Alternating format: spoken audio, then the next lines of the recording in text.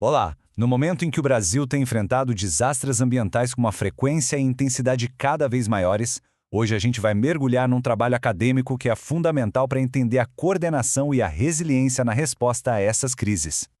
O que a gente vai ver aqui é uma análise do projeto de intervenção de Cristiano Luiz Ferreira de Oliveira, que foi orientado pelo professor Leandro Ribeiro da Silva.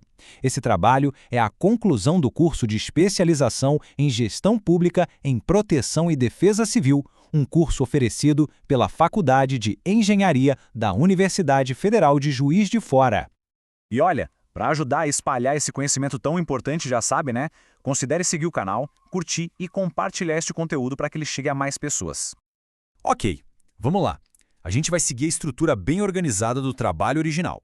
Vamos começar pelo contexto da pesquisa, depois a gente passa pelo problema e os objetivos, a metodologia, os resultados práticos, as conclusões e, por fim, as recomendações para o futuro. Vamos começar, então, entendendo o cenário. Essa primeira parte do estudo é fundamental para a gente sacar por que essa discussão sobre a resposta a desastres é tão urgente para o Brasil agora. O ponto de partida é algo que, infelizmente, a gente tem sentido na pele. Os desastres ambientais estão mais frequentes e mais severos. E isso, claro, coloca uma pressão gigantesca sobre os nossos sistemas de resposta e exige uma coordenação muito mais afinada entre todo mundo que está envolvido. E no centro de toda essa discussão tem um conceito-chave: resiliência urbana. A definição das Nações Unidas aqui é perfeita, porque ela mostra que resiliência não é só aguentar o tranco, é a capacidade de absorver o choque, se adaptar e, o que é mais importante, aprender com a experiência para se preparar melhor para o futuro. Certo, agora vamos para o coração da investigação do autor, o problema específico que ele decidiu abordar e os objetivos que ele queria alcançar com a pesquisa. A pergunta que norteia todo o projeto é bem direta. Qual é, de fato, o papel do Exército Brasileiro na estrutura de apoio à defesa civil e qual o impacto real das ações deles para a segurança e para a recuperação das comunidades que são atingidas por desastres? E para responder essa pergunta, o autor traçou 3 objetivos bem claros. Primeiro, olhar para casos concretos, recentes, de atuação. Segundo, avaliar como é que funciona na prática a colaboração com outros órgãos. E terceiro, com base nessa análise, propor melhorias.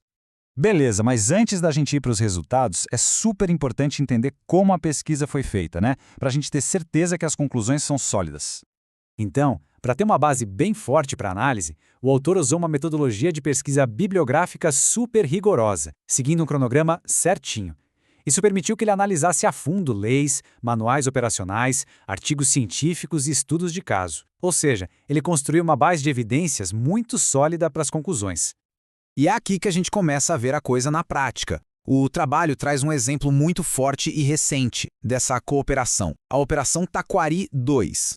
Olha, os números da resposta ao desastre no Rio Grande do Sul, divulgados pelo Ministério da Defesa, são realmente impressionantes.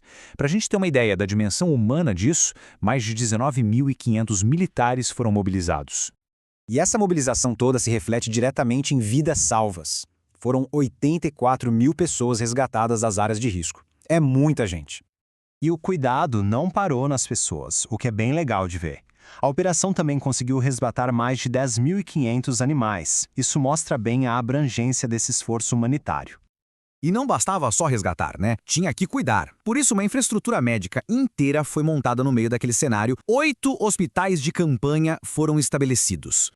Essa tabela aqui dá uma visão geral da escala monumental dessa operação.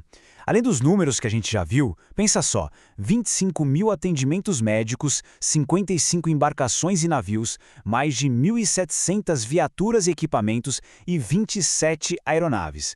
Isso mostra, de uma forma muito clara, a complexidade logística e operacional que uma resposta dessas exige. Tá, mas o que tudo isso significa? O que a gente pode concluir com base nesses dados e na análise do autor? Vamos ver como isso tudo se amarra na Estratégia Nacional de Resposta a Desastres.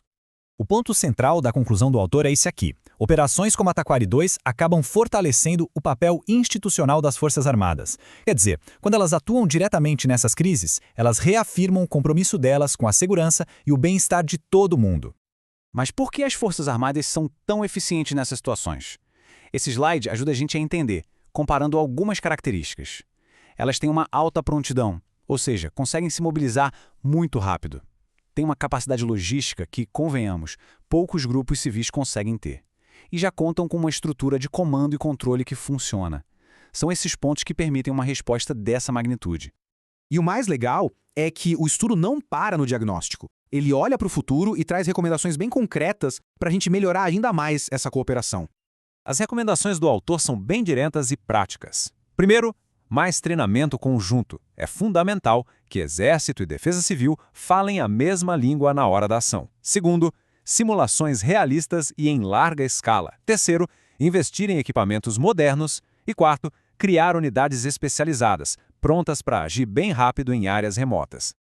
A gente termina, então, com uma mensagem de reconhecimento. A qualidade de um trabalho como esse mostra o quanto a pesquisa acadêmica, apoiada por instituições sérias como a Universidade Federal de Juiz de Fora, é fundamental para formar profissionais que podem, de fato, contribuir para uma gestão pública mais eficiente e para um Brasil mais resiliente.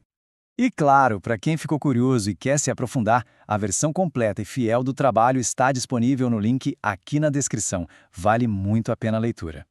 Um aviso importante, esse material que a gente apresentou é uma síntese automatizada do trabalho acadêmico original e foi gerada com apoio de inteligência artificial. E justamente por isso, o conteúdo pode ter algumas simplificações ou, quem sabe, alguma imprecisão em relação ao estudo completo.